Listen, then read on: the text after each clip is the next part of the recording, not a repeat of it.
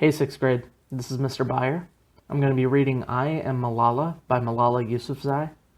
For you guys to follow along, go into McMillan's Google Classroom, click on the April 6th post entitled I Am Malala PDF novel. Once you're there, click on the link and it should pull up a PDF.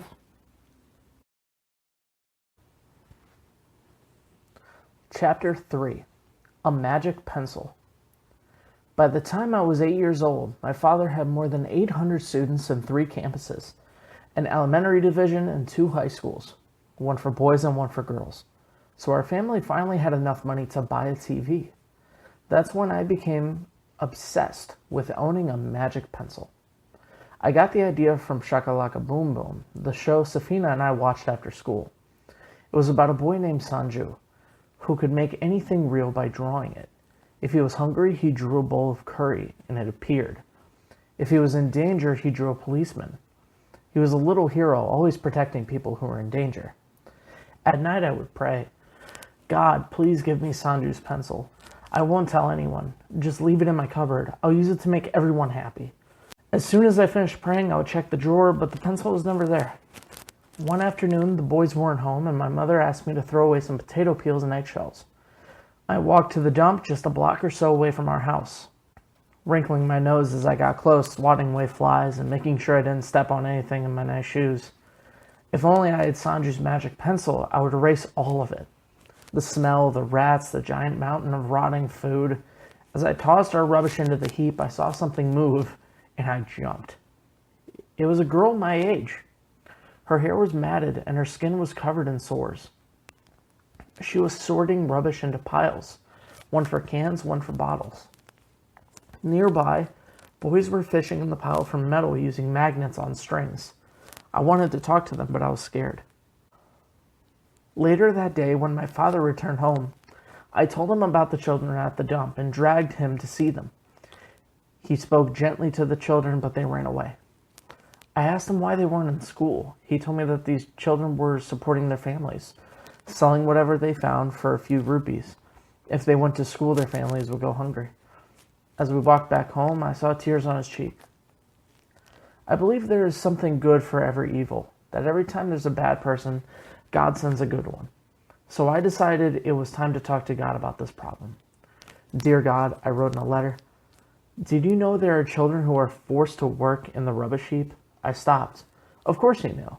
Then I realized that it was his will that I had seen them. He was showing me what my life might be like if I didn't go to school. Until then, I had believed the magic pencil could change the world.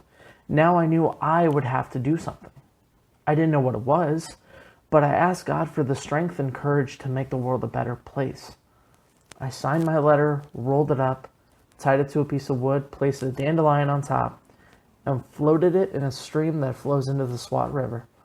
Surely, God would find it there. As much as I wanted to help the children from the dump, my mother wanted to help everyone. She had started putting bread crusts in a bowl on the kitchen windowsill. Nearby was an extra pot of rice and chicken.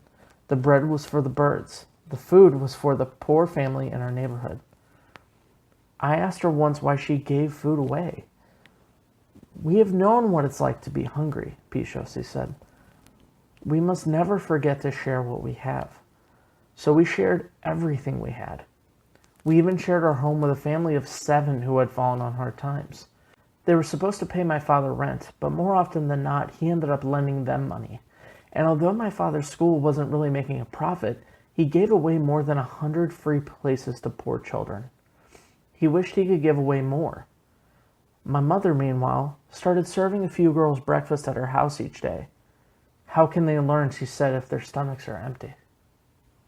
One day I noticed that some of our longtime students had not returned. I asked my father where they were. Oh, Johnny, he said. Some of the richer parents took their children out of school when they found out they were sharing classrooms with the sons and daughters of people who cleaned their houses or washed their clothes. I was young, but I was old enough to feel that wasn't right, and to understand that if too many paying students left, it would mean hard times for the school and for our family. What I didn't know was that a bigger threat was looming, not just for our family and our school, but for all of Pakistan.